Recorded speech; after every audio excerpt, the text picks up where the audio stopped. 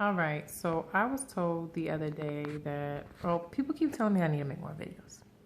So I like my hair right now. Don't I look so cute? I digress. So, indeed, um, so I was talking to my trainer the other day, and he was telling me that I need to make more videos because I have a super likable personality.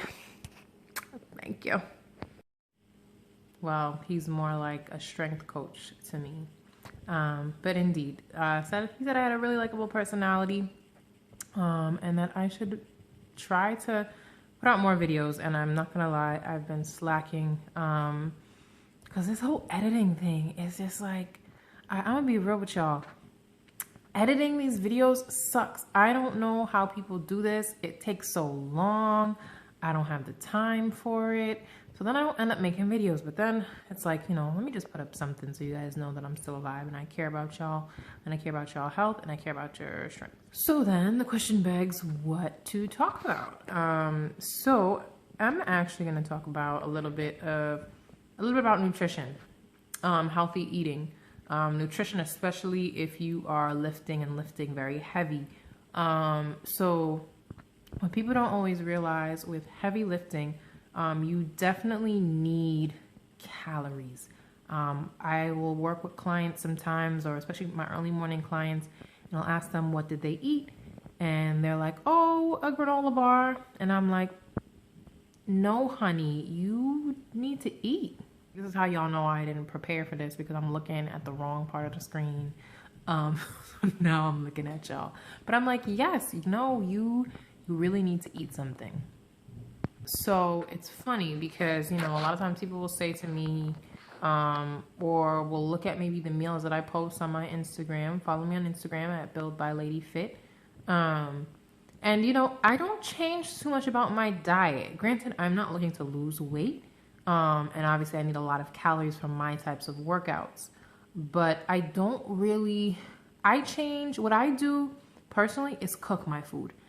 Studies have shown, if you've read The Omnivore's Dilemma, studies have shown that if you simply just cook the food you eat, no matter what kind of food it is, it's going to be 10 times healthier. You're generally going to be, healthier. Studies have shown that if you cook your food, right, you are more likely to not be overweight or obese as people who do not cook their own food, who eat out all the time. Blah, that's what I meant to say.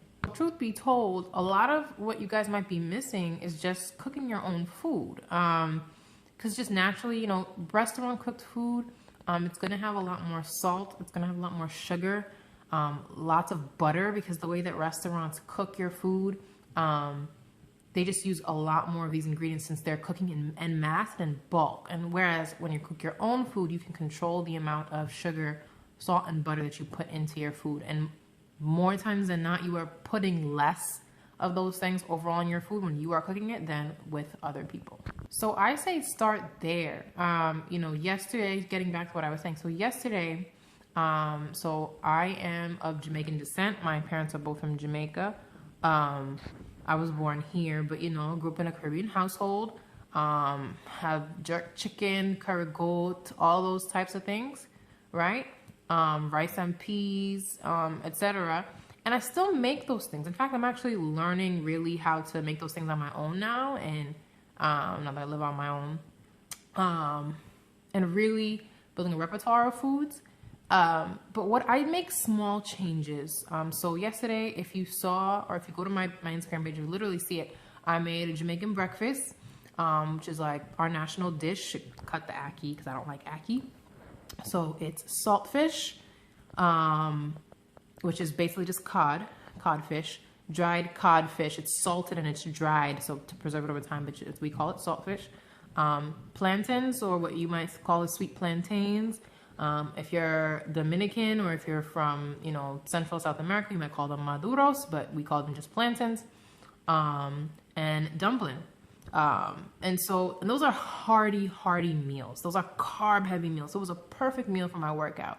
And if you know the history of these, of Caribbean countries, a lot of, our food is really slave food. It's the leftover parts of, the bad parts that the slave owners didn't really want to give to, they didn't want for themselves, so they gave it to slaves to eat. But essentially, these things were very carbohydrate heavy because we had to go out into the fields, where we had to work and toil all day in the hot sun. So of course we had to have carbohydrate heavy diets to be able to do this stuff. So if you look on the page, it looks like a small portion of food, but it's heavy because the dumplings are made with flour. You have the plantains, which is obviously more carbohydrates, more sugar for you, right? And if it was a full scale Jamaican breakfast, you'd have things like bami and stuff like that, breadfruit. Again, these are all carbohydrate heavy food, so they're heavy meals.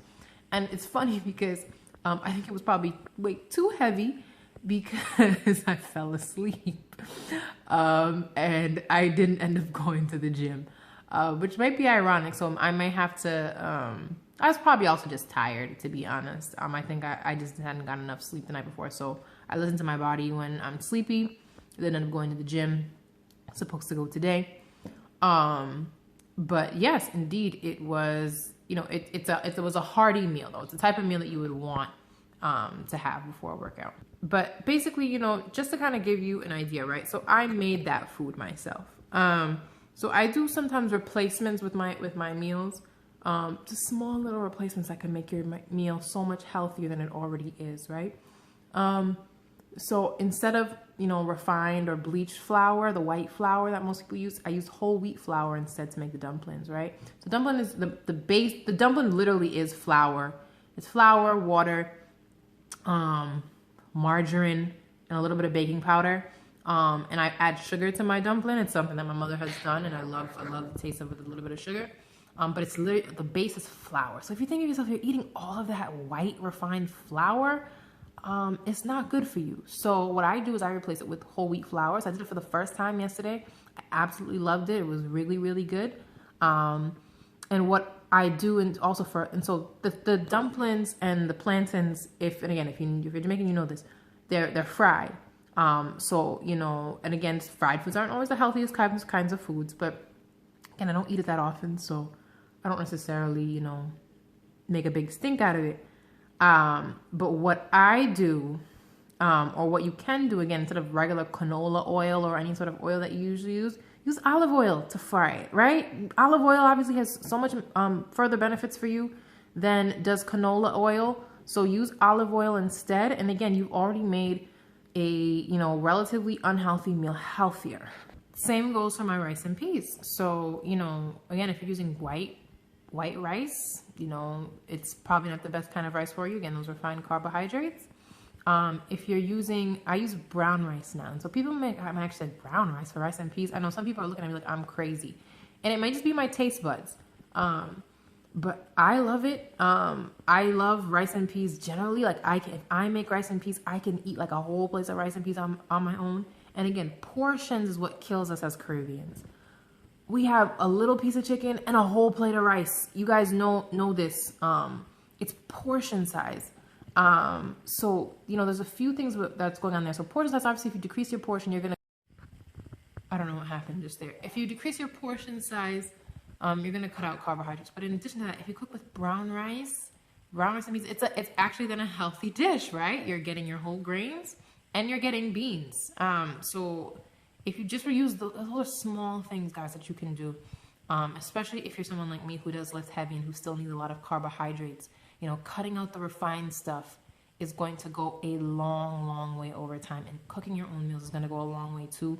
Forget about, should I eat this salad or should I eat this green and this and that? Obviously, those things will come. Healthy habits do not get built overnight. It's taken me years to build consistently healthy habits, healthy eating habits. And mine aren't perfect.